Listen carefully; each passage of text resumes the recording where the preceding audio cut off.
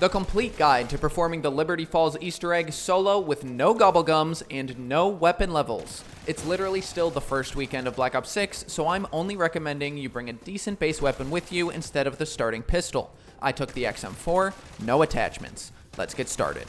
At the start of the game, hold melee to bring out your dedicated melee weapon. This is a one-shot up through round 3, so we'll use it now to keep things simple. Farm round 1 here at the gas station. When the round ends, head upstairs at the motor lodge and move down the apartments. A door will burst open, spilling out a bunch of zombies. Since it's only round 2, it's easy to clean these guys up, clearing out the room for when we'll need it later. Farm the rest of round 2 and then round 3 here as well, making sure to dodge nukes to avoid cutting off your point supply. As round 3 ends, buy from the Motor Lodge to Liberty Lanes and claim the Stamina Up loose change. Buy out to West Main Street and claim the PhD Flopper loose change. You may be low on points, but once you have 2,000, buy this last door to get to the hilltop. Pack-a-Punch can be found in the church, but we don't need that quite yet. Head over to the cemetery and start farming. At some point, a special Groundskeeper zombie will spawn. Take him out and pick up the key that he drops. Once you have enough points, buy the door to Hill Street and take an immediate left. Enter the shed in the yard to claim our first jet gun part. Return to Hill Street, claim the Speed Cola loose change at the bottom of the hill, then go across the street for a water valve in front of Lily's flower pot. Run back through the hilltop to Liberty Lanes. Enter and break this panel in the alley, then place the water valve. You need to repeatedly turn the water valve to increase the water pressure. Doing so will spawn and attract zombies, so you'll have to let go at some point. Kite the zombies around in circles to manage them and take them out in chunks. You'll likely have to interact with the valve 3 to 4 times at least. It's not an issue if you continually flip rounds while performing this, we'll have to get to round 11 anyways. Once complete, a water pressure gauge will pop off, part 2 for the jet gun.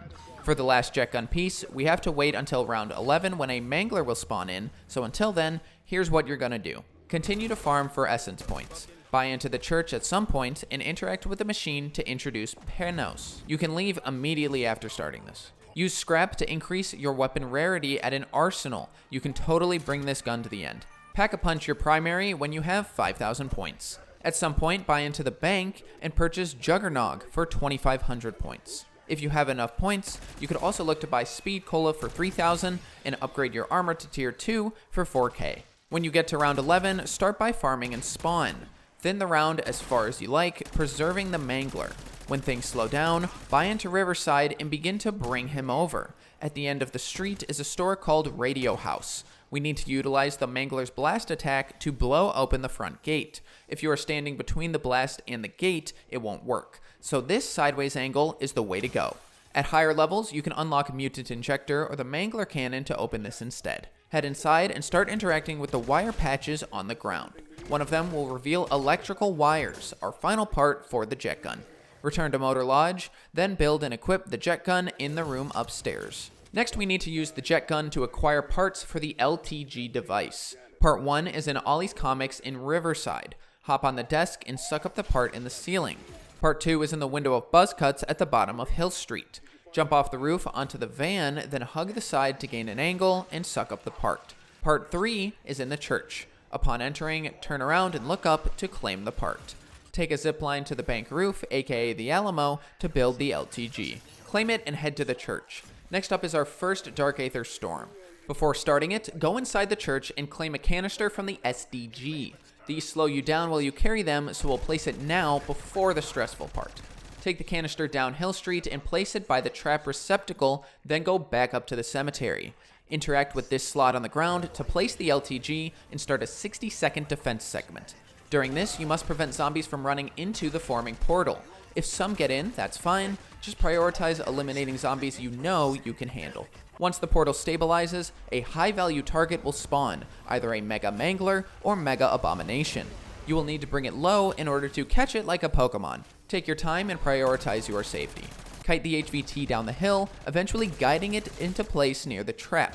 Activate the trap and ensure that HVT dies while affected by the trap. Once claimed, pick up the canister and run it up the hill to the church, placing it back where you found it. Claim the Strauss counter at the machine and retrieve the LTG from the cemetery. Next is the projector sequence. In order to claim a second canister, you must use 3 projectors around the map to stabilize Dark Aether energy levels. Take out the Strauss counter and note the color. Our objective is to stabilize the levels, so if our Strauss counter reads green, set the projector to red. If the counter reads red, set the projector to green. And if the counter reads yellow, set the projector to yellow.